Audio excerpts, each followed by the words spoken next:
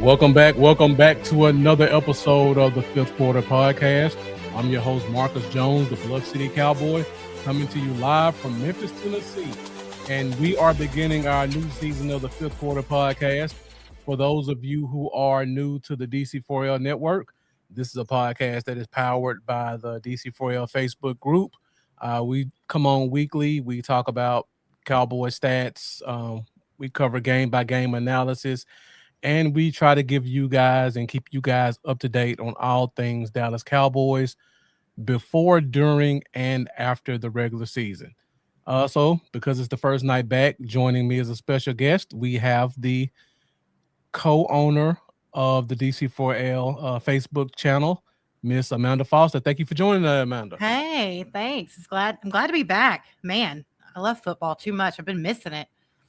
It ain't even been a month and a half since the Super Bowl, and I'm already like jonesing for the next football game. Yeah, I know. We're just a couple of weeks from the draft, so we have a lot to talk about. So before we go deep into the draft, we do like to cover some free agency because I know everybody's excited and they're doing their mock drafts, but there are phases to the offseason, and typically we're still kind of in the free agency phase until a week before the draft. So we've had a lot of signings over the past couple of weeks.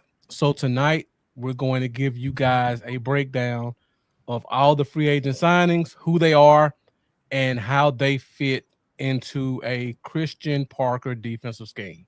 So we got a lot of information for you guys. Before we get started, thank you guys who are joining us from the DC4L Facebook group. If you haven't done so already, make sure you like this broadcast. And for those of you who are not watching from the group, be sure to log into Facebook, type in DC4L.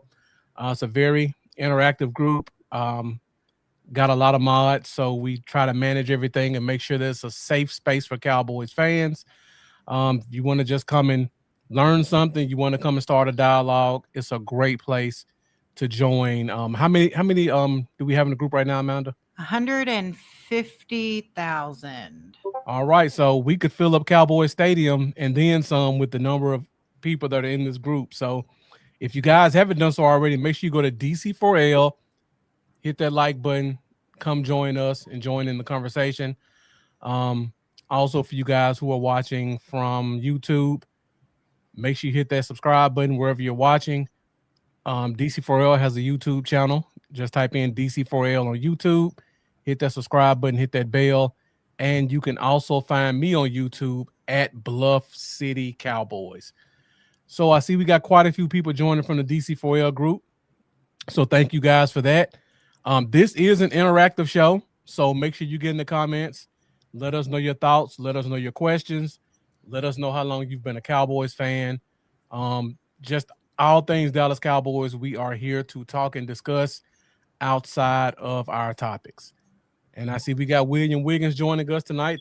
Longtime viewer. Thank you for joining tonight. William has probably messaged me, I would say 2 or 3 times, making sure we'd be back on soon, wanting to know when we were getting started. So we appreciate you so much, William. Yeah, we're only about 2 weeks off from where we normally start. We normally try to start right after the week after the start of the regular season. But I had some personal stuff come up the past 2 weeks. So I'm just 2 weeks off, but we are here and we're back for the rest of the off season and going into the regular season. We are ready. And we got Ashley Rollins Jacobs joining us. Ashley, thank you for joining as well. Appreciate you tuning in. All right, I see those views are growing in the DC4L group. Also, for you guys who are watching, if you like, you can also share this. Share it to your favorite Facebook group. Share it to your personal page. Let the people know what we have going on in the DC4L Facebook group, as well as the conversation that we have tonight. So as you guys can see at the bottom of the screen, tonight's topic is a Cowboys free agency breakdown. So basically, I will be going over all of the free agents because it looks like all the free agents are defensive, right? Except for the quarterback.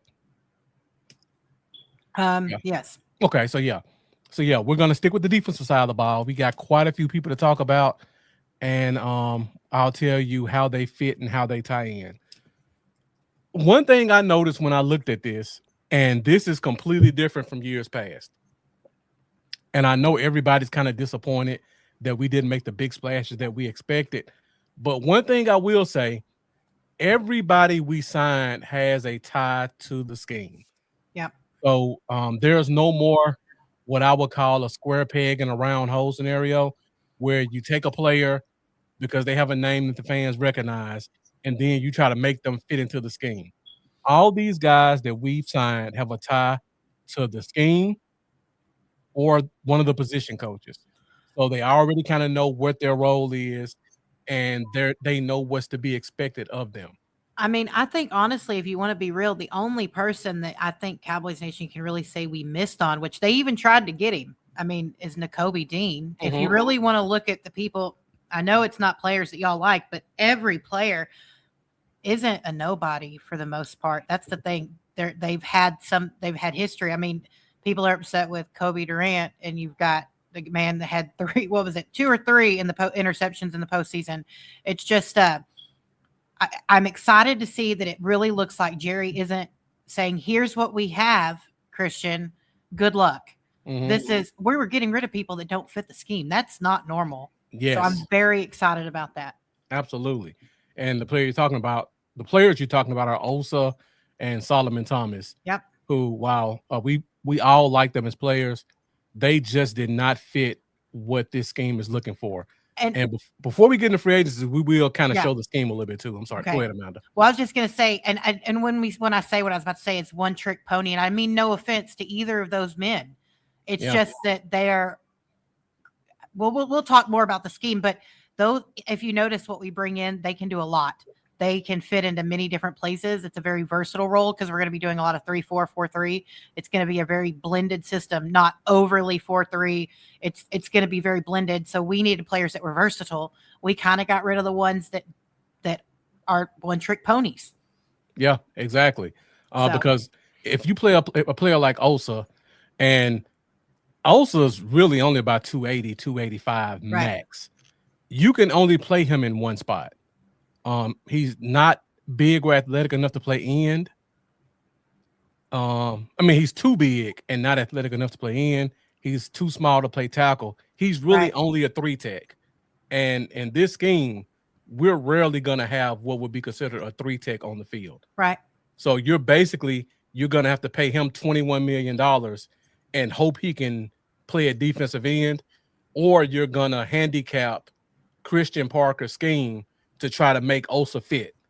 So for Right. both of those reasons, you had to let him go. Same And with you have Solomon to, Thomas. as much as we hate, the 49ers, you have to be grateful they sit him somewhere he's going to get playing time. He Yeah, fits in that scheme very well. So, from a perspective of what's best for Osa, what's best for the team, they really hit the nail on the head right there. yeah, So, yeah. And Joe Foster, thank you for joining us. Appreciate you tuning in. what's up, Pops? Danny Olivares looks like a new name. Thank you for joining. Also, hope you're enjoying your time in the DC Frail Facebook group. And you brought up Quay Walker and N'Kobe Dean. And I was talking to some other podcasters about this. And for one, I want to say I am upset because they said they offered the same money and Right, Dean chose the Raiders. If you really wanted the guy, sweeten the deal. right, Add something to incentivize him to want to stay and come to Dallas. But on the other side of that, what I was telling some other podcasters, if you really look at the situation and people say, well, who wants to play for the Raiders? You got to realize Dean and Walker were roommates in college at Georgia. They ran a 3-4. They ran a 3-4 in Georgia, and those were the two middle linebackers. So you got to think about the camaraderie and the relationship that those two guys had playing 4 years of college ball, winning 2 national championships together. And now they both get a chance to get paid and they get a chance to play together again. right. I mean, these guys probably look at each other like brothers Yeah. because they play the same position and they played through college. So I know it hurt that we didn't get them, but it wasn't just a money thing. I'm positive that those two guys have to be close for him to I, make that decision. I think it's, yeah. And like you said, Jerry was counting on the star. You're working with the person who is bred to hate the Cowboys. You had to offer more. I know that Yeah. sounds crazy, but think about it. Eagles players hate the Cowboys. Granted, we see a lot. We see some interchanging. What was it? Jason Peters a few years ago. He came in because he had nowhere else to go. Yeah. You're talking about N'Kobe Dean had offers. Yeah. He had other places to go, and you just like, here, this is what we have. Not even going to make it better. His coach wasn't going to be the only thing to pull him here. You had to Exactly. offer more. Yeah. Teammate trumps coach. Yeah. 10 times out of 10. That's your brother on the field. Look, that might be. It's like your daddy on the sidelines. Brother, daddy. Exactly. You love them both, but you're going to stand with your brother 90% of the time. So right. I was giving somebody else the example, like we're podcasters. Let's say you and I do this podcast together, and I got a call from Fox, and you got a call from, I got a call from CBS, you got a call from NBC, and we go our separate ways. right. And now Fox calls both of us, or ESPN calls just you. I'm going with Fox. If we're close and the Right. money's the same and we have a good connection, we're going to go to the same place. Right. The name on the board doesn't matter, because once you get to that point, it's about being comfortable with who you're with and where you're at. Yeah, you got to work with that person. You don't. It's thrown to the wolves by yourself, or with someone you're familiar with that you can shoot the crap with. So that's exactly. So yeah, the move made a lot of sense. I wish they would have done something to incentivize him to come here, but I understand from his standpoint why he didn't make that decision. All right, and William Wiggins said the taxes have not played a part in a player in forever. Right, and it is it bizarre. Should, but it doesn't. Micah's a great example of that. Micah got $47 million and walked home. I think it was with like 29. Yeah. I mean, that's a great example, but they don't seem to take it in. I would never want to play. And I know I would never want to play in California if I was a professional sports player. You couldn't pay me enough to do it because Absolutely. They take so much. Yeah. But I would personally choose a state with a no state income tax, but yeah, players, I guess, don't think about it like us normal people do because they're millionaires. Right. Exactly. Once you got that much money, you're not thinking about $3 million. You're thinking about the respect of, they offer me 12 and they offer me 10, even though at the end of the day, that 10 is going to be more than that 12. Yeah, but 12 isn't bigger than 10 on paper. So exactly. Yeah. When that ticker comes up on ESPN, it doesn't say minus 3 million in taxes because you're in California. Right. Yeah. Russell Dyer makes a great point. I think they're gonna get a linebacker. I want one before the draft. I don't think that's gonna happen. I know. Yeah. And I know you know why. I mean, I have told you my wild, crazy ideas, but I do want. We've seen the news. Even the Miami Herald put out that the Cowboys are still in talks for Brooks. Yeah. Maybe during the draft we see it. Do you think maybe that's how Miami could sweeten the pot to move up if they wanted to move up some? I could see that because I just thought of that sitting here. So yeah, Miami needs pieces bad. They need I mean, they don't have a receiver that they can. I mean, Jalen Tolbert's their best receiver. Tells you how bad it is in Miami. Man, oh man. Yeah, they just lost their starting corner, their starting safety, their starting defensive end. The quarterback. Lost their quarterback. Yeah. Not that, I mean, they didn't play with him half the year anyway because he's one concussion away from like a hospital bed, but which is still crazy to me. They're in cap hell. They are in cap hell. So I know they need to get rid of Jordan's contract too. I don't know how big it is though. Do you know? Is he still on rookie or is he? He's not on rookie. I didn't think so. He's on his. They paid him. Well, if they traded him to us, we don't have to pay the signing bonuses and stuff. So for us, it would probably be, I think, 8 a year. That's not bad. Yeah, I think they would take another cap hit this year, but he's on the last year of his deal, I think. So it wouldn't be a big cap hit for them. That's give another reason I wouldn't give them too much because of that. But yeah, all right, let's go ahead. Let's talk about the Christian Parker scheme first, and then we'll go into the players that we drafted. I mean, the players we signed and why they fit. Russell Dyer says it's not too bad, but he wants a new one. That's the hold up. I mean, at this point, he doesn't have much of a choice.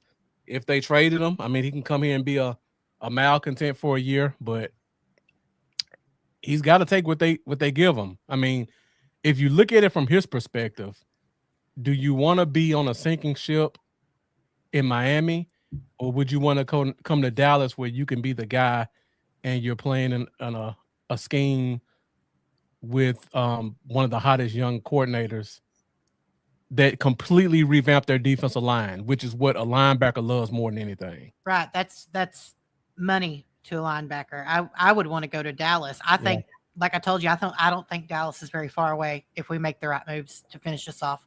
So, Yeah, I agree. See, we got Jeff joining us. Jeff, appreciate you tuning in as always, longtime follower. what's up, Jeff? Uh, Benjamin Medina asked the question: do you think Trayvon or Stephon play football again? I say yes. They're probably going to play on the same team. They're Yes or probably last going to chance? be dirt cheap players. I'm looking at Vegas as I was top. thinking Miami. Miami is my second option. Yeah, I think they're going to end up in Miami because they need a wide receiver and they need a corner. I mean, burnt toast Yeah, but one of them played in the Super Bowl last year. So yeah.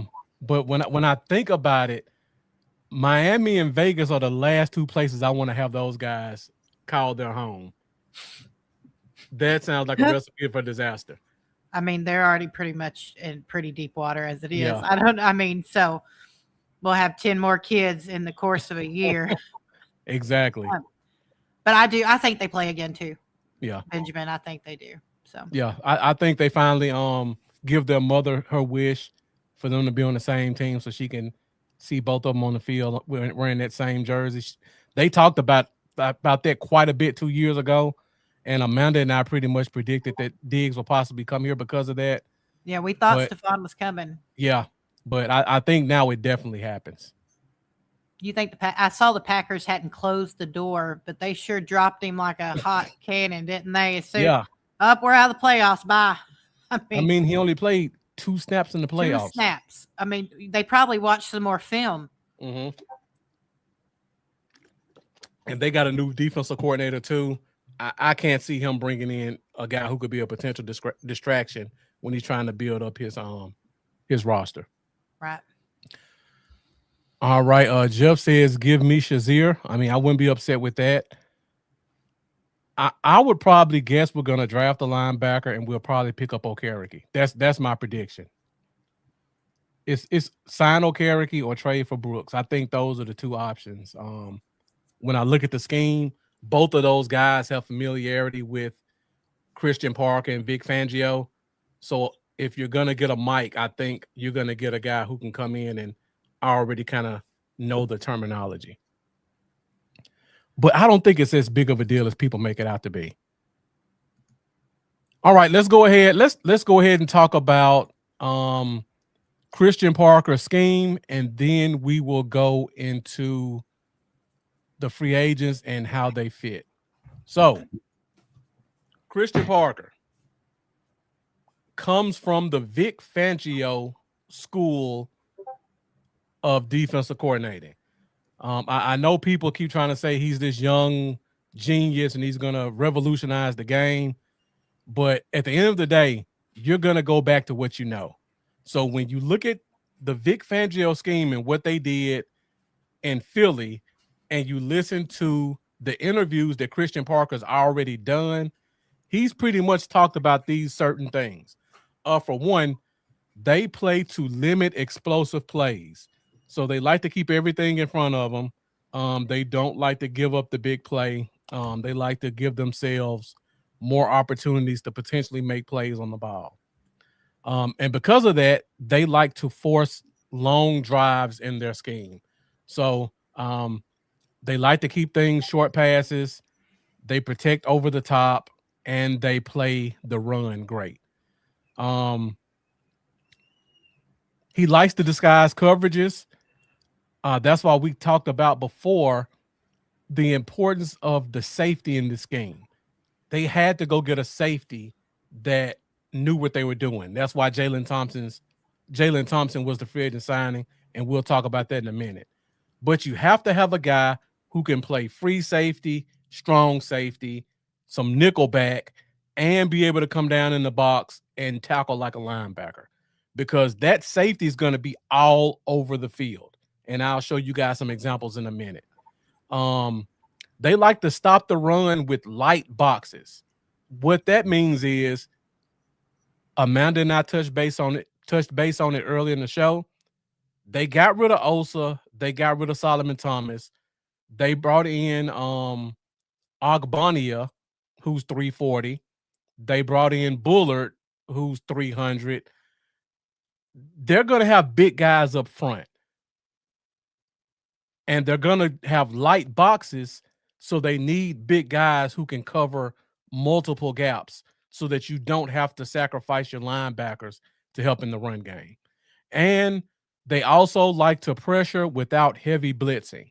So not only do you have big defensive tackles, you also need defensive tackles who can get after the quarterback. You've got one of the top 3 to 5 in Quentin Williams.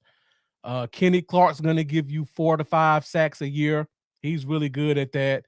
And then you've got the Jay Toyas and the Jonathan Bullards who can give you some pressure as well, coming from different spots.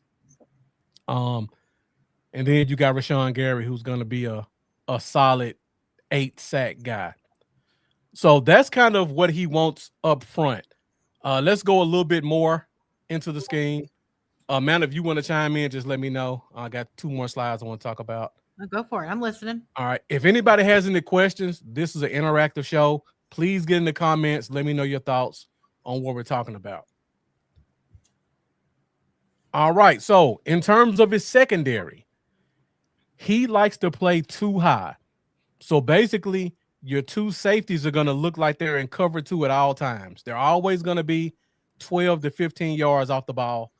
That's why we said, going back to the first slide, light boxes. You're not going to have that 8th man in the box. They're always going to look like cover 2. And that's why they brought in my opinion, one of the top safety prospects that was a free agent, and then Locke. Personally, they brought in stellar people to fill those roles. Right, Locke and Thompson. Both of those guys are great tacklers. They know the scheme. Locke was with Christian Parker in Denver. Thompson was with Ryan Smith in Arizona. They both come from that Fangio tree. So these guys are perfect. To be honest, I wouldn't be shocked if Malik Hooker ends up getting cut post-draft if they draft another safety. Depends on how it falls, I think. Yeah. So if Downs is there, you don't pass on him. I don't think. Absolutely not. Downs is he's a defense changer, especially for what they want to do in terms of rotating per snap, and then the cover 3 buzz. And I have a chart. I'm going to show you guys what cover 3 buzz means. But essentially, cover 3 buzz means you give a cover 2 look, which I just talked about, you're too high pre-snap, and then the safety is kind of buzzing around. He can come down in the box. He can cover curl flat. He can cover middle hook. You don't really know which safety is going to come down or where he's going to go. And that other safety is going to cover the deep middle. So that's cover 3 buzz. So you need 2 linebackers who are interchangeable. I see we got a Eagles fan in the comments saying y'all want to be the Eagles so bad. And coming from the man who won a Super Bowl with the Cowboys offensive coordinator, I mean, that's always something I never can quite comprehend. Right. But okay. And also, I've never in my life joined a Eagles podcast. I haven't either. Must say, I'm thanks for the views, bro. I appreciate it. I appreciate you. Jeff, I see your question, and we'll talk about that question in a minute also. We talk about the robber safety concepts. Again, robber safety means the safety's going to come down and he's going to rob certain areas. So you need a guy who can play all over the field, and that ultimately leads to quarterback confusion, because pre-snap it looks like cover 2. Post-snap, you don't know what they do. And then the last one, I talked about this, light boxes. So you need big defensive tackles because you're not going to have 8 in the box. You need defensive line gap discipline.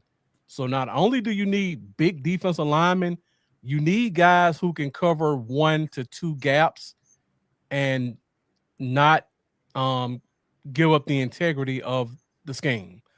You need fast flow linebackers because you're going to have your big defensive linemen covering gaps. So you need those linebackers to be able to pursue and get to the ball.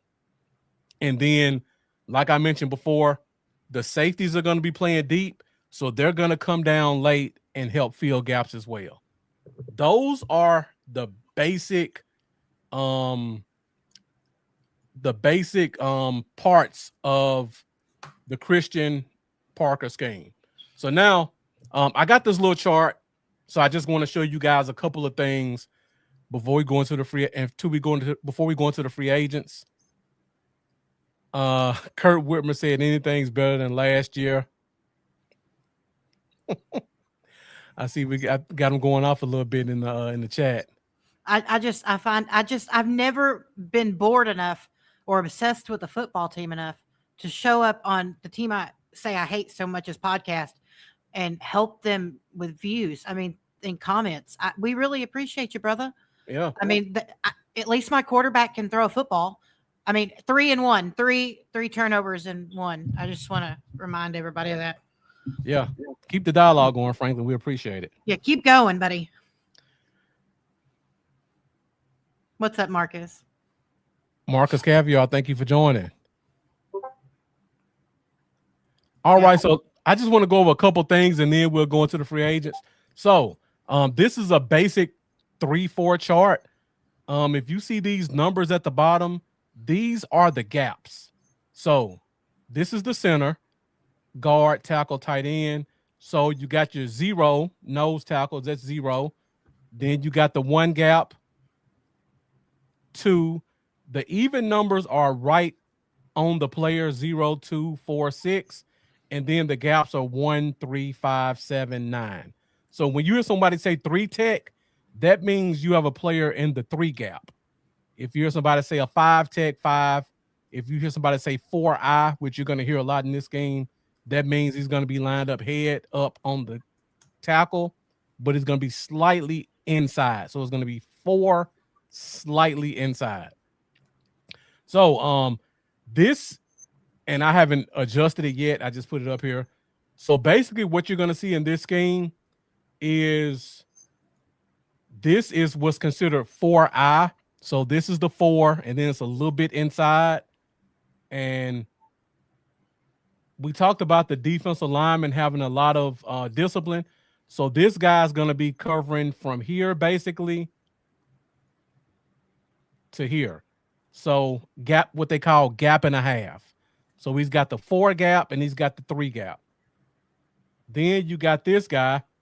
He's going to be playing your nose. And then he's going to have to also watch this 1 gap.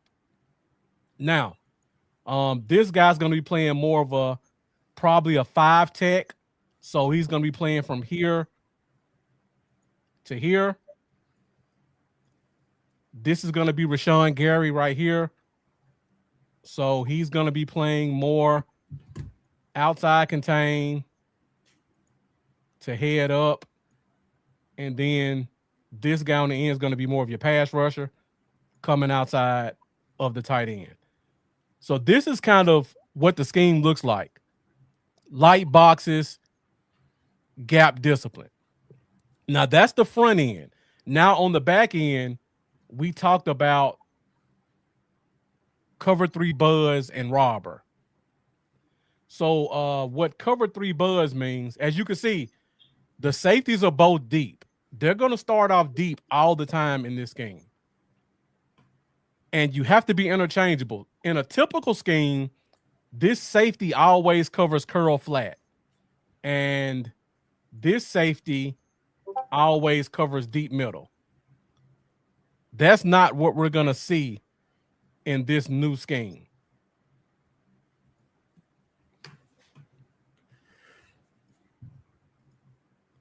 In this new scheme, these safeties are going to be more interchangeable. So sometimes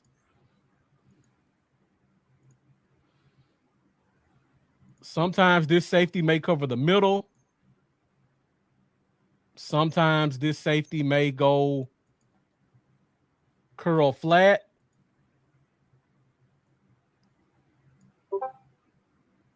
Or sometimes this safety will go deep, and then this safety has to run across the field and cover curl flat. So it's going to be a lot of confusion post snap because we talked about it earlier. You need safeties who can do it all. So if you know the free safety is here, typically you always know this safety is going to cover deep. Not in this game. Sometimes this safety may cover here.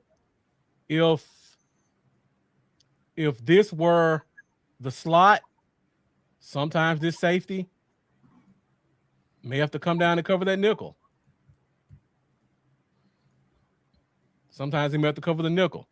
So it's going to be a lot of different looks, a lot of confusion in this game. All right, so Jeff asked a question about the big defensive line in a 4-3. So let me take that out.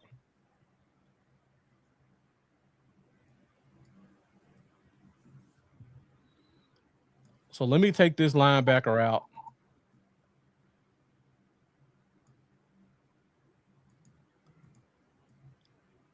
And put in, where's my corners? There it is. I'm going to put a corner right here. So we're going into a nickel. So that means we're going to have 4 defensive linemen. And we're going to pull. Actually, let me keep it like this. Because this linebacker is going to be Gary, and he's going to play like a defensive end.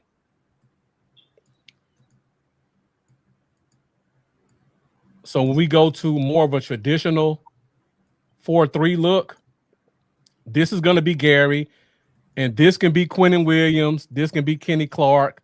This can be Bullard. And then you can kind of manipulate your linebackers with whoever's there. So it's going to be a lot of movement. Sometimes Quentin Williams may be the 5 tech. Sometimes he may be the nose tackle. They're going to use him and find the best matchup for him. And the reason we brought in a guy like Ogbonia is so that we don't have to play Quentin Williams at the nose. We have a legitimate nose tackle who can get in there and take on double teams and let Quentin Williams rush. Or sometimes you may want to put Quentin Williams at nose tackle because they have a bad safety. I mean, a bad center. Now you sign a guy like Bullard because Bullard can play that 3 tech. So even though you put Quentin Williams right here, you don't have to put a Jay Toya or Ogbonia right here. You have a guy who's big enough to play the run and has enough explosiveness to give you some pass rush. And then you still got Kenny Clark, and you can move him around as well. So there's going to be a lot of flexibility in this scheme in terms of the back end as well as up front. All right, so let's go ahead and talk about some of these free agents and give you a breakdown of how they fit. Amanda, did you have anything you wanted to add before we go on? No, I was playing around in the chat. Sorry. Okay. I'll let you do the X's and O's. I can talk players, but okay. That's you do the X's and O's.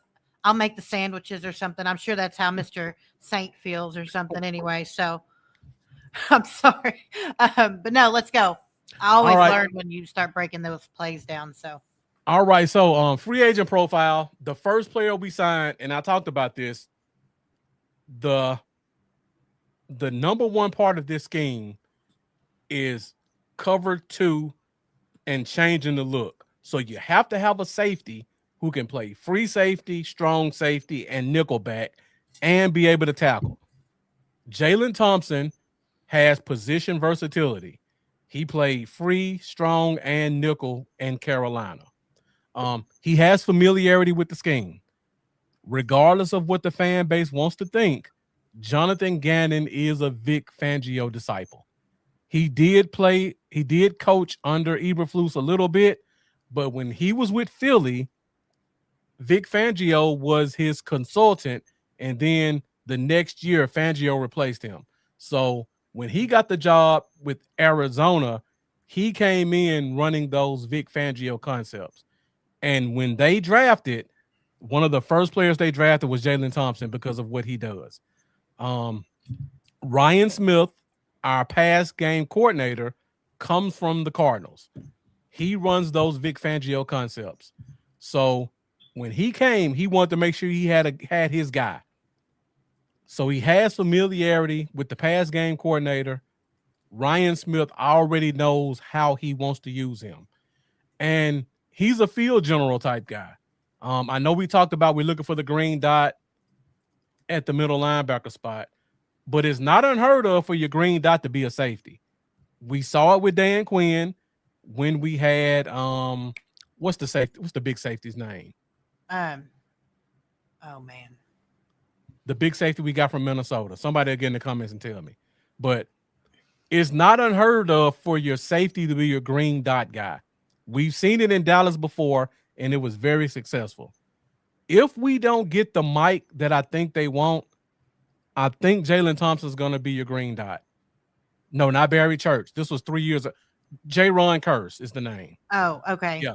yeah, Yeah, J. Ron Curse, who Dan Quinn brought in, who played in the box a lot. I think Jalen Thompson's going to give you that same role where if we don't get the mic that we want, Jalen Thompson's not coming off the field. He's playing free, he's playing strong, he's playing nickel. He's going to be able to call the defense if the linebacker is not capable of doing it. So that's another reason why I feel like having the Mike linebacker is not as do or die as the fans want to make it out to be. right. Because this was their first signing for a reason. He's going to be our bread and butter on executing this defense. Yep, out of Clemson, J. Ron Curse. All right, so next free agent signing we'll talk about. We'll stick in that secondary, and we go PJ Locke. This is another guy. Position versatility. He can play some free. He can play some strong. You don't want him playing nickel, but if you needed him to, he can. He's a very willing tackler. So if you need a linebacker to come and fill the gaps in the run game, he is not afraid to do it. I just talked about it. He's familiar with the scheme. He was drafted in Denver when Vic Fangio was the head coach and they were running his scheme. He played under Christian Parker with the Broncos. Christian Parker was the defensive backs coach. So he trained this guy up. So he knows his skill set. Not a surprise that he was one of our first signings. When people look at it and say, oh, why did we sign a backup safety early in free agency? This is why. He is another integral part of a Christian Parker scheme. I wouldn't be shocked if after the draft, we draft a safety and then they let Malik Hooker go because you got Locke, you got Thompson, and then you got the rookie who's going to probably be a high IQ guy as well. Another guy, great against the run. Chris Woods got it right. Undrafted dog. He plays much bigger than his size, very willing tackler. Great against the run.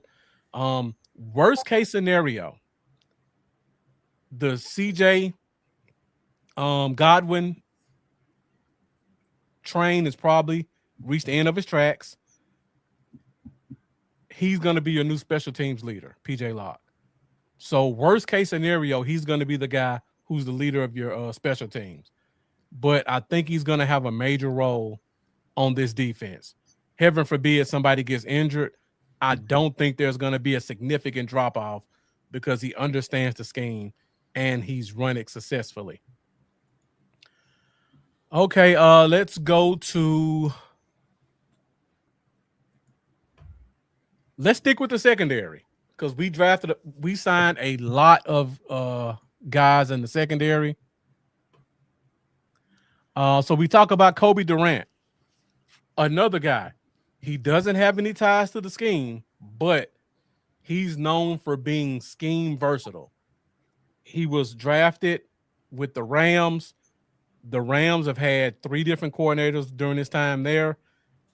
He's another guy. He plays outside corner and he plays inside corner, and PFF grades him high in both of those categories. So if Bland or Revel are not as healthy as you like, you can throw him outside. If you want to put Bland back in the slot, you can throw him outside. Or if the Cowboys want to do what they've been talking about and they want to keep Bland outside, this is your perfect nickel.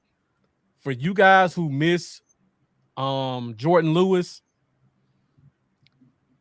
this is about as close as you can get to him in the NFL right now. Him and the other guy we're going to talk about in a minute.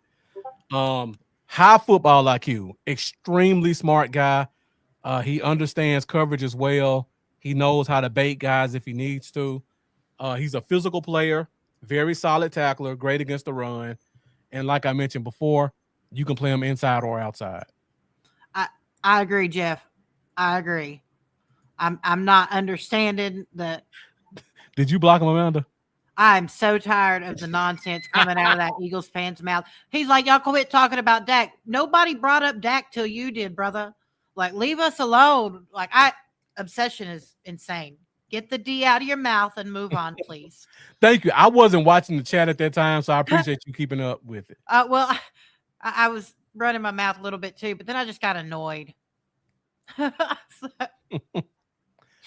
But yeah, Kurt Whitmer, Jordan Lewis was a dog. I promise Agreed. you, when we get to the preseason and training camp and you see Kobe Durant and you see the next guy we're going to talk about, you're going to be like, Jordan Lewis has some good replacements in terms of just physicality and just mentality on the field. So I really like this signing. I think he can start day one, no matter where you put him at. I agree. I think he's going to start. I think he's going to start day one. So that's it. Week one, he's your starter. All right. So let's talk about. We'll just stick with the secondary, and then we'll go D line. So next up is Darion Kendrick, another Clemson guy by way of Georgia, another guy with a high football IQ. Came from two top programs in college. He does have some limits athletically, but I think in the scheme we're going to run, we're going to see a lot of zone coverage. So with his high IQ, as well as the way he plays, I think he will be okay and not get put on an island. I don't think he's going to be a starter. I'll say that. But I think he's going to be your fourth, maybe fifth corner. First one off the bench. Very physical player. Great tackler. Great against the run. He can play inside, outside as well. He started for several years with the Rams. Then he got hurt. I think he tore his ACL and missed the season. And then when he came back, which was last year, I think he came back too soon. He didn't really pick up on how he played in 21, 22, and 23. But he was good enough to get signed by the Seahawks, Super Bowl champs, because he plays the way they like their corners to play. So if you watch the Seahawks play last year and you look at how intense they play, he fit right in with them. So that's the type of player he is. Great against the run, can play inside, outside, definite alpha mentality. He's not going to back down from anybody.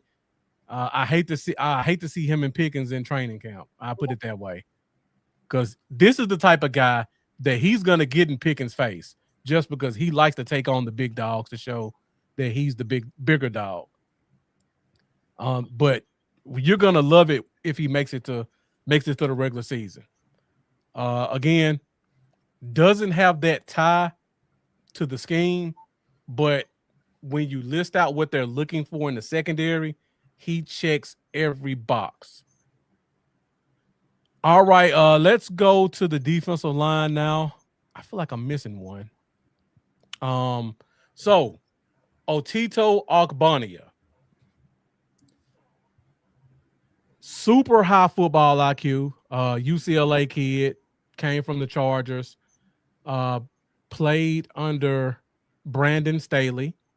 I don't know if you guys follow the coaching tree, but Brandon Staley is a Vic Fangio disciple. So this kid was drafted under a Fangio disciple with the Chargers. Super smart guy. Um, People talk about field generals. He's a field soldier. He's the type of guy does not mind doing the dirty work. He's an old school nose tackle. 6'4", 330, super long arms. If you need him to get in a fight in the phone booth with the guard in the center, he's gonna do that. He's gonna hold his blocks. If you need him to give you some pass rush, he has enough athleticism to give you that.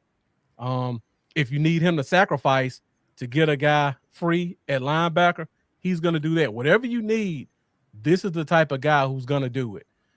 He does have some injury concerns. He has, I believe, 3 of the 4 years he was in the league, he ended the year on injured reserve. Yeah. So you do have some injury concerns there. But again, great against the run, has all the traits you're looking for when you're looking for a nose tackle. Yeah. He has a 7-foot wingspan. He's 6'3". He's 330. He doesn't mind getting in a dogfight. And he's going to be one of those glue guys in the locker room. He's 20. I think he's 24 years old, 24, 25. So he's going to be one of those young guys who the other guys can kind of look at, because he's going to be one of those lead by example guys, always does the right thing and always open to making the team better. I'm shocked the Chargers didn't bring him back, but I kind of understand they changed the defensive coordinator. So when you do that, he probably didn't fit what they wanted to do. So I would say their loss is our gain. If this kid stays healthy, I think he's gonna open up a lot of stuff for Quentin Williams and Kenny Kenny Clark. Yeah. Great against the run. And that's not me saying that, Kurt Whitmer, just to make it sound good. If you look at all these players and watch them play, they're all great against the run. And like I said before, when I go back to what you're looking for in Christian Parker's scheme, you got to stop the run with light boxes. So you need a guy like this who's going to get down and dirty and keep those rushing lanes closed. Let's see. If we can stop the run for real, the secondary play will get a lot easier if quarterbacks are forced to throw. That's kind of the intent of a Christian Parker scheme. You want to try to get them in third and longs, and then you want to let your safeties and your corners kind of mix things up and make it confusing for quarterbacks. Easier said than done in today's league, but I think we have a couple of games on our schedule where we can trick a couple of these quarterbacks. William Wiggins says Pickens going to eat him alive. I don't doubt that. I'm just saying after the whistle, it's going to be a different story. He might not win before the whistle, but he's going to try to win after the whistle. That's the type of guy he is.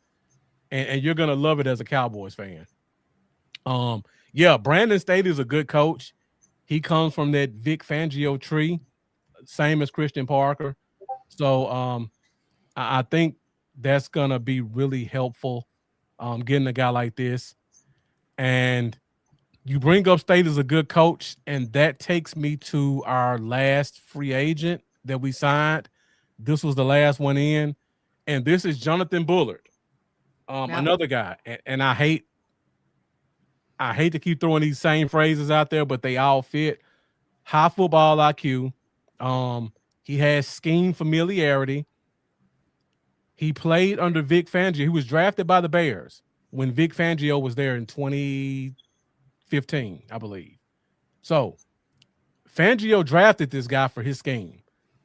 He left Chicago eventually. He ended up with the Saints under Brandon Staley, another Vic Fangio disciple. Then he went to Minnesota, He played under our current defensive line coach, Marcus Dixon. So, smart guy, knows the scheme, played under the Godfather, played under the disciple. Our defensive line coach knows him well. Another guy who's really good against the run. Um, he gives you scheme versatility.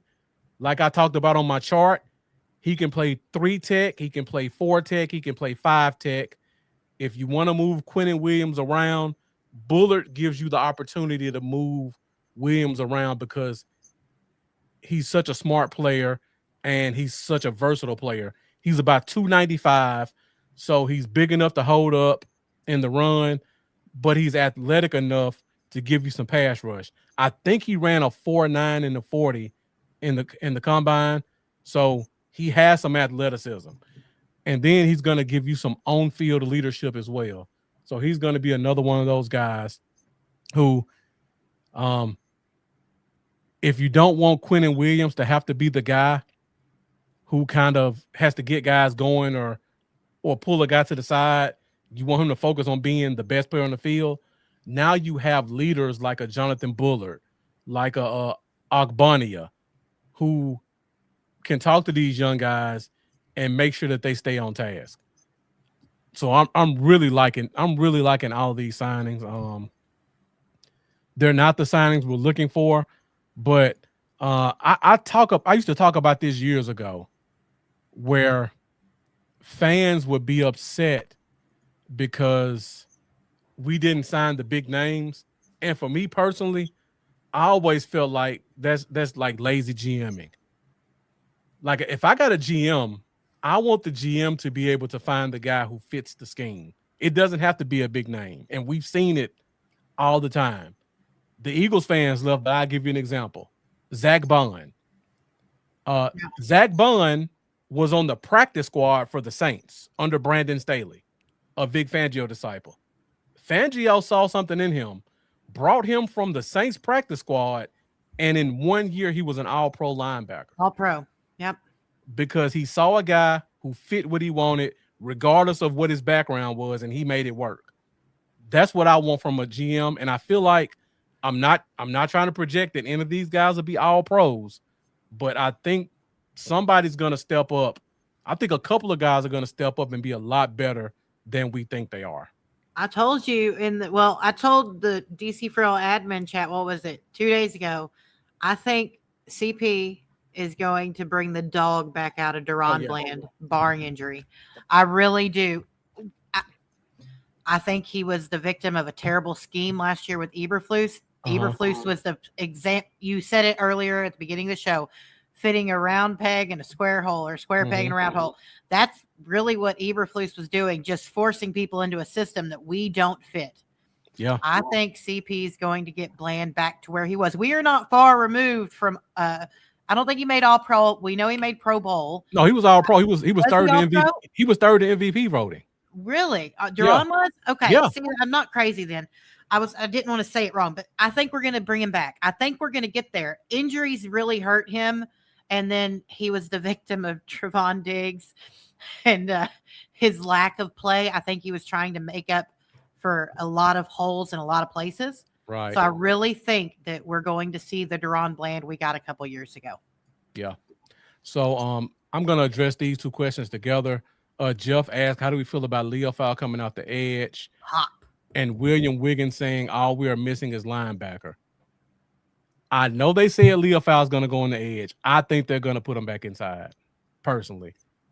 I think they're going to try to either he's going to get cut or they're going to try to use him like a, what do you call it? Like a jack, the jack position, where you have a guy who can play inside and outside, because he's big enough that he can set the edge, but he's athletic enough that he can cover in the middle of the field. I think he's going to be your fifth linebacker who gives you some outside pass rush. So I feel like if we look at the linebacker spot, let me go on one of my tangents. I know where this is going. I don't think we're as bad as linebackers people think we are. And Amanda, you said the same thing in our group chat. I, Overshown has injury concerns. We don't deny that. yep. But Overshown is a top half of the NFL linebacker. When fully healthy. When fully healthy. Yeah. He can play Will or he can play Mike. He's played some Mike before. Smart guy. Shamar James. I know people want to rag on him. He was a 5th round rookie who was essentially thrown in the fire.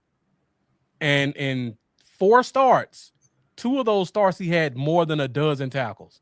He had 91 tackles for the year as a 5th round rookie.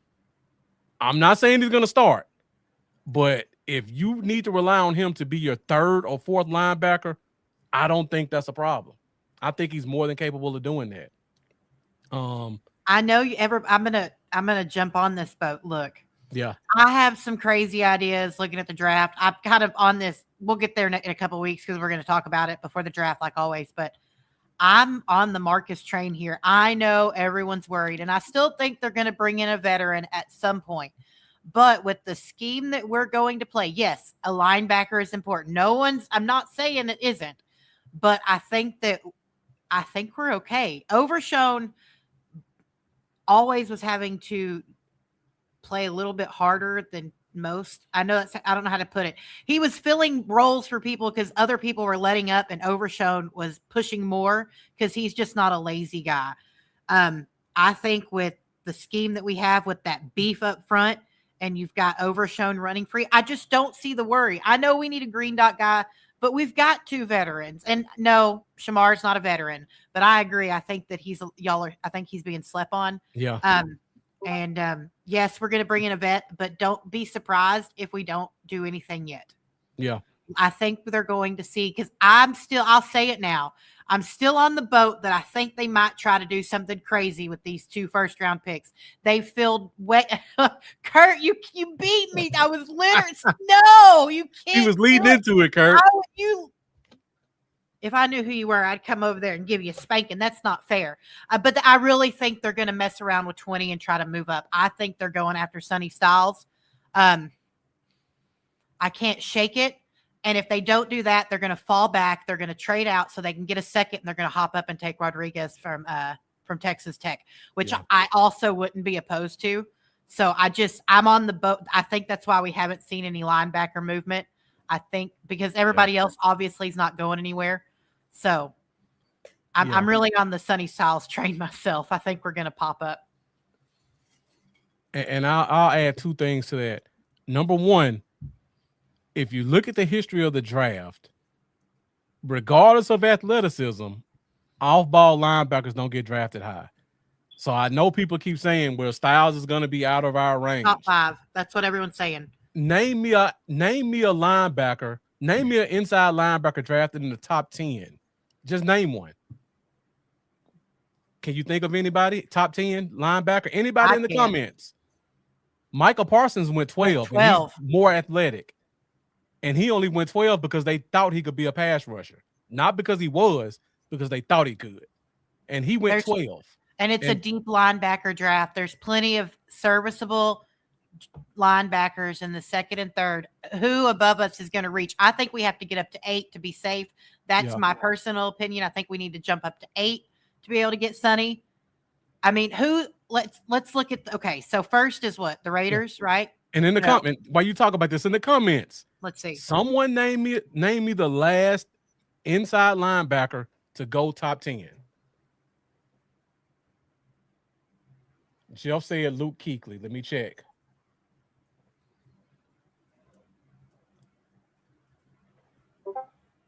Luke Kuechly was drafted 9th in 2012, 14 years ago. That's the example you give me. It's a good answer, but that's 14 years ago, and that linebacker went 9th. So my point, let's figuratively look at the first, everyone picking above us. Raiders, we know what the Raiders are doing. They need a quarterback. Mm-hmm. Fernando, right? I mean, I don't remember. It's Fernando Mendoza? No. Yeah, that's it. Okay, so he's going number 1. What do the Jets need? Do the Jets need an off-ball linebacker? The Jets can use a lot but I don't think it'll be off by a I don't linebacker think so. too. Arizona did. No. Mighty Mouse is gone, so they need a quarterback. And then you got the Tennessee Titans. I mean, I guess you could be a little concerned there. They just got Cam Ward, so I guess you could worry there. But I think they're going to take Jeremiah Love. I still think that's where they're going. Number 5. Now, the Giants. That's Yeah. someone you could feasibly worry about that you might want to jump up to get. Let me cut But you off 1 second, Amanda. okay. Jeff Roquan Smith did go 9th as well in 2018. And William Wiggins, we took LVE at 14. I'm sorry. Go ahead, Amanda. It's okay. So I'm figuratively looking. I think we need to get up to 8 and jump the Chiefs because I think that would be a Chiefs pick. I think that's the first person that we need to worry about taking Sonny Styles in the draft. But then again, crazier things have happened.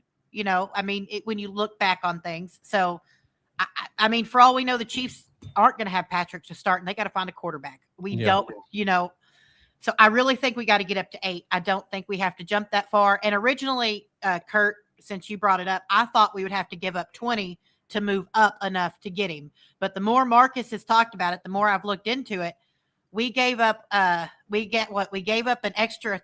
We got an extra 3, or did we give up we got an extra 3 with Micah to go back what? 2 or 3 spots. 2 or 3 spots. And then we saw it last year too. Someone needed to move up 3 spots and they gave up a 3rd.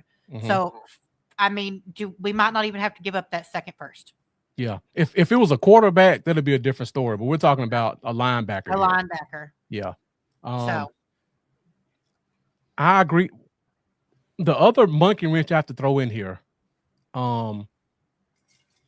We talk about how devalued linebackers are, and going back to Jeff's point, Roquan Smith and Luke Kuechly were known as extremely cerebral alpha linebackers.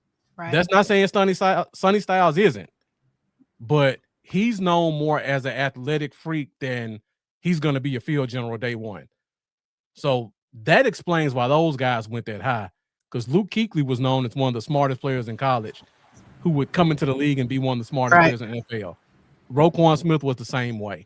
So I don't think a freak athlete linebacker is going to necessarily go high. And people are forgetting, offensive line play in the NFL is pretty bad. The Chiefs have lost Mahomes to 2 serious injuries, and they've lost 2 Super Bowls or 1 off of horrible offensive line play. 1 against the Eagles, right? Just the Eagles, yeah. So so they have to get a tackle. I mean, their tackles are trash, and they're never gonna pick this high again. So if you have, most likely not, right? If you're the Chiefs and you have a chance to get the number 1 tackle on a rookie contract coming out of college, how can you pass that up for an off-ball linebacker that you may use because he's a freak athlete? True. That's my argument with the fan base. Now, because the Chiefs may never pick this high again, they're playing with house money, so they could go anywhere. They could just say, we're just going to take the best player that we can get because we're so good everywhere else. He just makes us better. Or they could say, we got to get a tackle to protect Patrick Mahomes for the second half of his career. Another thought too is, Mansour Delane is up there, and they just lost Trent McDuffie, so that's another direction they could go. So right. I can play that game with my own thoughts. The draft goes so we. Mm-hmm. I mean, we were live last year when we drafted Tyler Booker. Okay. Yeah. Our faces said every word there was. Now, look, Jerry proved us wrong by going and getting George Pickens, 3 days later? Not even 3 days later after the draft ended. Would you say this is a defensive draft more than it is offense, or do you think it's offensive? Oh, the top of the draft is definitely weighed heavily defensive. I thought so. The top of the draft, absolutely. These are like day 1 starter type guys. Yeah. So when I look at the draft, I think 8 and 10 are our spots that we have to worry about. 8 with the Chiefs because they could take just the biggest athlete. 10 with the Bengals because they're stupid. they gotta get as much defense as possible because their offense is loaded. But how many years has Joe Burrow. Joe Burrow stayed upright? Well, and see, so they might jump up trying to get in front of the Chiefs to take that number one tackle too, if you want to think about it. So Right. Or they could say we're never gonna pick this high again. We can get the number 2 tackle and have a bookend for the next 12 years. There's gonna be historically over the past 10 years, there's only been 3 years where at least 2 offensive linemen weren't taken in the first 10 picks. And nobody's talked about that second offensive lineman so far in this draft season. yeah. History says that there's gonna be 2. And if 2 are taken, that's gonna push back one of these defensive players that we like. And I feel like it's gonna be Styles or Bain that gets pushed back. What about? I think Downs could even be at 20 with the injury worry now. That's another point. Freak athlete. I wouldn't take him at 12 because I'm tired. That we ain't got a second round pick to spend on the poor guy, or he'd be my number 1 pick for the second round. Poor guy. But I do. Well, William, I was just shocked. Okay. But we might have won that if you want to look at what he did, who we all thought he was going after. If we want to look what he did in Green Bay, it wasn't much of anything. You can credit that to the quarterback there. You can credit it to the fact that they're a run first team and they spread the ball around. But I'm very glad we didn't take Golden. Looking back, Booker's going to be one of those guys that's going to be an anchor on this line for years to come. We finally don't need really an offensive line player, but it wouldn't be surprising if we picked one because that history proves that we love taking offensive linemen in the first round. Yeah, I gotta wait till we get closer to the draft, but I feel like there's gonna be 4 to 5 offensive players taken in the top 10 that nobody's talking about right now. Well, is there a right tackle named Tyler? Not high in the draft. Okay. Not high enough for us to take them. Right up the Cowboys alley. Just go ahead and make it the wall of Tyler at that point, centered by Cooper. Tyler Cooper. But yeah, historically, there's going to be 2 offensive linemen taking top 10. We know Love's going top 10. A wide receiver is going to get taken top 10. Right. There's no question. It's going to be Giants, Titans, who could be the Jets. Somebody's taking a. What's that? You think the Giants go after a receiver at 5? They could because their other receiver had a horrific injury last year, and they just lost the other receiver to the Titans. So if their receiver doesn't come back healthy, the cupboard's bare wide receiver in New York. Because didn't their receiver have like a horrific injury like week 5 or week 6 or something? Yeah, sorry, my speaker's messed up. Yeah. Are you discussing the running back? No, I was talking about, you said that, do I think the Giants will take a receiver? And I said, Neighbors. yeah, their receiver had a horrific injury last year. True. And they just lost their other receiver to the Titans in free agency. So they don't have anybody. Okay. I didn't realize they lost their second guy. So yeah. And they got a new coach. They got their star quarterback. I knew Neighbors was out. And then I'm curious though, they could even go up for Jeremiah Love, given they could. What's his name? Man, the guy who's gonna have a CTE next year. Yeah. I can't think of his name right now. I can't either, but he broke his ankle. He broke his ankle, and he's one helmet. The man leads with his head everywhere he goes. So they could even take Jeremiah Love, which I don't watch enough college football to know, but apparently he's a very, very good running back. So Scatteraboo, Cam Scatteraboo, there we go. But there's going to be 2 linemen. There's going to be a wide receiver. We know there's going to be a running back. There's a chance a third lineman could go. There's a slight chance. There's a chance that the freak athlete at tight end.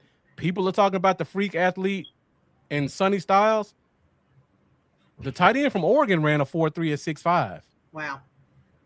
The last time that happened, Kyle Pitts went 5th overall. So there's a chance the tight end could get taken top 10. So there's Poor going to guy. be some guys that get pushed back. And again, I think off-ball linebacker is going to be the one that pays the price. That would be very nice for us. So Yeah. So yeah, as we get closer to the draft, just pay attention to that and really look at team needs. The Giants could take a tackle. I mean, people are. I just cannot see a team that has a star quarterback and does not have a tackle taking an off-ball linebacker. I just can't see it. No matter how freaky of an athlete he is, he doesn't really help your team when you have a star quarterback who can't stay upright. So I think if he falls past the Chiefs, I think we have, if nobody leapfrogs us, I think we have a good shot of him falling to 11 or 12. I mean 10 or 11. And then we just gotta hope that Miami doesn't sell us and let somebody leapfrog us. Jeff says if the cornerback and Styles are both there, who do you take? I think free agency would lead you to believe that they would take Sonny simply because with Cody Durant and who else? Kendrick. I don't Revel coming back. Right, Revel. Kalen Carson is exceptional in 3-4. That's Marcus taught me that. That's his bread and butter. Yeah, he played it at Wake Forest. Hopefully we see that come out. You've got Deron Bland. I think the corner room's too heavy at that point if you have both of them on the board. Now you still have Randy Stewart too from last year. Now, if you only have Delane on the board, I think you'd be hard pressed to say that that's not the direction you go, because he's also going. I think would be great. So yeah. I don't think you can go wrong either way. I'm convinced we're taking 2 defensive players first round. I don't care what anybody says. I agree. There's no way. And we talk about linebacker, and I've seen the conversation online, and then we'll kind of wind it down. People keep saying you don't let a Mike lead your defense for the season because you're throwing them in the fire. And my response to that is what Amanda said earlier. You can put a Mike in week 8, 9, 10, 11. Let them start off playing wheel. You've got Jalen Thompson at safety who can call your defense. You've got Overshown. Overshown starts off as your Mike. You draft Hill or Allen or Rodriguez. Let them play wheel. Let them learn the scheme. And then at some point, you flip them. So now you're week 10, 11, 12. And this kid has seen it all, and he's had a full training camp and half a season to kind of get his feet under him, and then you put him in Mike. Right. So I just keep seeing people like, if you draft a linebacker, you got to put him in as green dot. No, we have a middle linebacker, and we have a backup middle linebacker who can get us through half a season. So it's not as dire of a need that we got to find a green dot, but I think we're going to get one, because the linebacker group is really, really good this year. Yeah, I think that there's getting that third pick for Osa was instrumental. Yeah. Because of course we didn't have one. I'd like to see us do a little bit more. I mean, don't get me wrong. I'd love to see us make a few more moves before the draft. But Jerry seems to be doing it differently, and I can't believe I'm going to say this, but I'm trying to ride with Jerry Jones this year. Mm-hmm.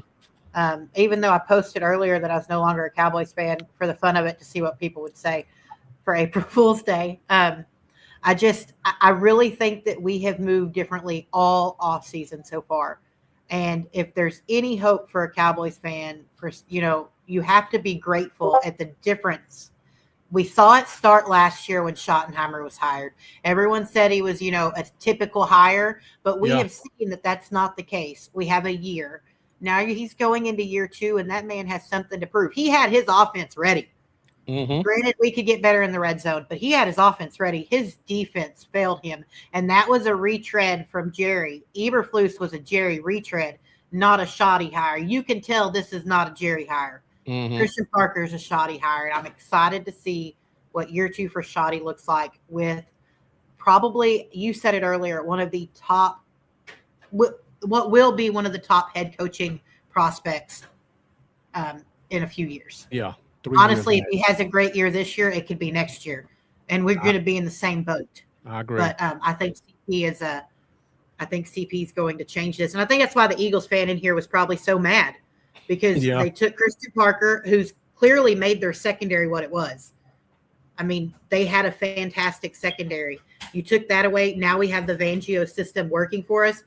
The Eagles probably, as long as Christian Parker's here, I would bet they don't beat us simply because everything that Jalen does, CP's going to know. Dak already had it. Now you have even more information to it. mm-hmm. So I'm really excited to see what we do in the draft.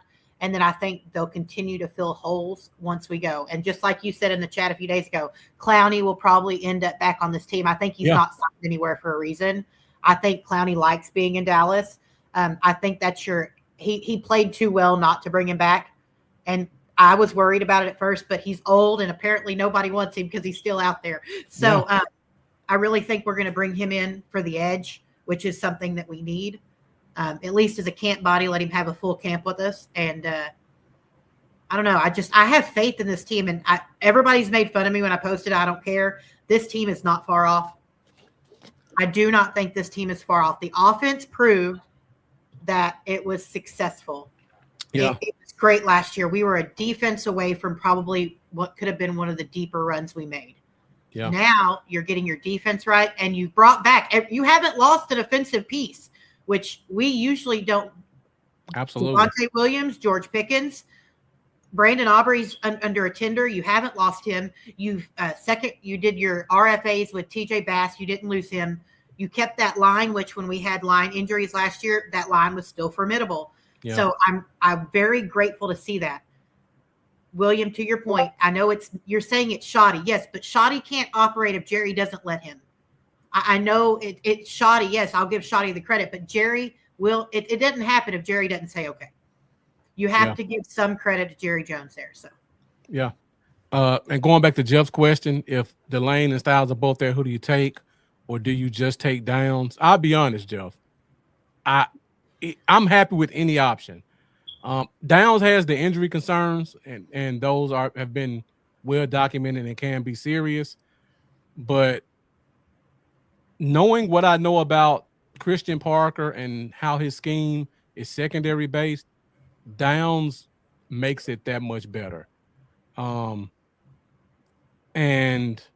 when I hear degenerative, that doesn't scare me as much because, to be honest, I'm not the type of guy who feels like if we draft a guy, they're supposed to be here for 20 years.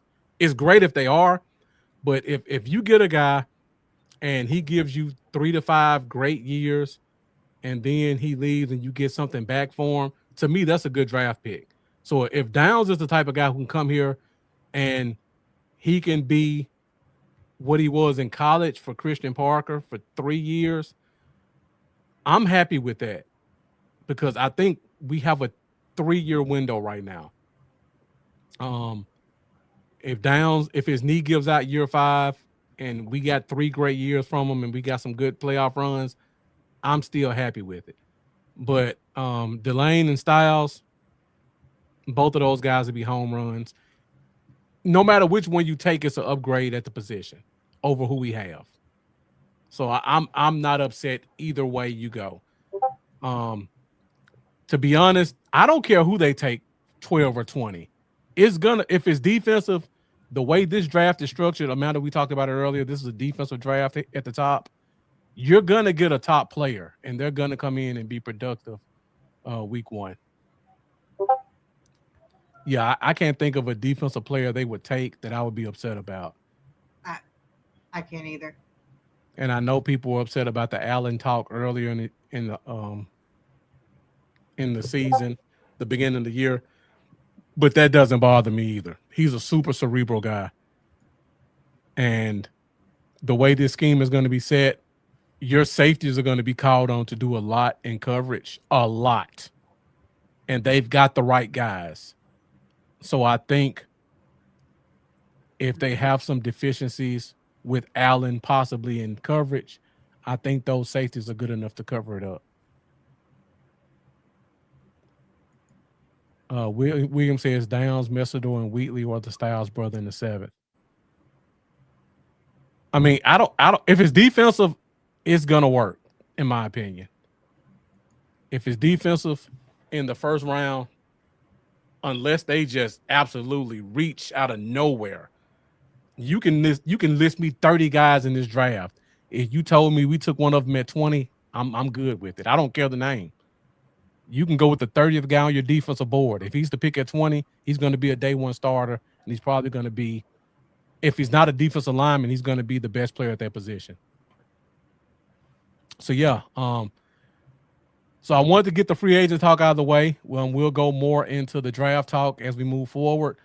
Next week, I will be doing top 5 positions of need, and from there, I'll be doing my top 5 players in the draft based off those 5 positions. The week after that, I'm gonna have a couple of guests join the show, and we're gonna do a mock draft. We'll do from 1 to 11. So I don't like to do that by myself because then I can be biased. So I like to bring in other guys who know football. So we'll pick 1, 2, 3. I don't know who they're gonna pick beforehand. So when they pick, I have to change my thinking on the spot like the team would. So we're gonna go picks 1 through 11, and then we're all gonna pick 12 to kind of see who falls there, looking at different perspectives. And then I think the week after that should be the Wednesday before the draft. Amanda will probably come back, and then we'll do our own mock drafts for the draft, and then we'll roll into that, and we'll cover day 1 Right. of the NFL draft. Year 3. Yeah, year 3. Year So 3. we'll be here for the first round. If you guys want to join us Thursday night, I'll probably be dipping in and out through day 2 and day 3.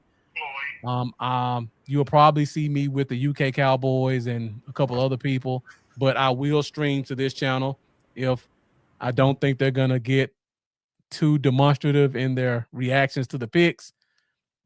But got a lot of draft stuff coming up, so make sure you guys stick with us, and you can catch us every Wednesday night at 8:30 Central Standard Time for the Fifth Quarter podcast from now throughout the rest of the year. I don't see any weeks that I'll have to miss, so we should be pretty consistent going forward. Sure, you guys are going to see Amanda with us quite a bit as well as we get deeper and deeper into the season, and as well as some other guests. So if you're a first timer and you like what you saw, please make sure you like, make sure you subscribe, make sure you join us every Wednesday night, 8:30 Central Standard Time for the Fifth Quarter podcast. Before we go, Amanda, you got any closing words? I appreciate everybody joining in. It was so good to get back in the feel of things. It's been a while. Quest for 6 is officially starting, and we'll have some giveaways for draft night like usual. Marcus, thanks for having me on tonight. All right, thank you for joining. Absolutely. It's always a pleasure to talk Cowboys football. And thank you to everybody who shows up. I really appreciate it. And I know Marcus does as well. Absolutely. Yeah, this show is fueled by Fifth Quarter Nation. Thank you, guys. Thank you, William Wiggins, Jeff, Kurt Whitmer. Did I miss anybody? I think we're good. Yeah, so you guys really brought it with the comments today. For those of you watching for the first time, get in the comments. Ask a question, leave a comment, give us feedback. We love any type of engagement and interactions that we can get. Even so Eagles fans. Yeah. Jeff will probably be joining us during the draft. So you'll see Jeff on camera as well at some point. So thank you guys for joining. Appreciate you tuning in. And as always, let's go Cowboys. I'll see you guys next week. Peace.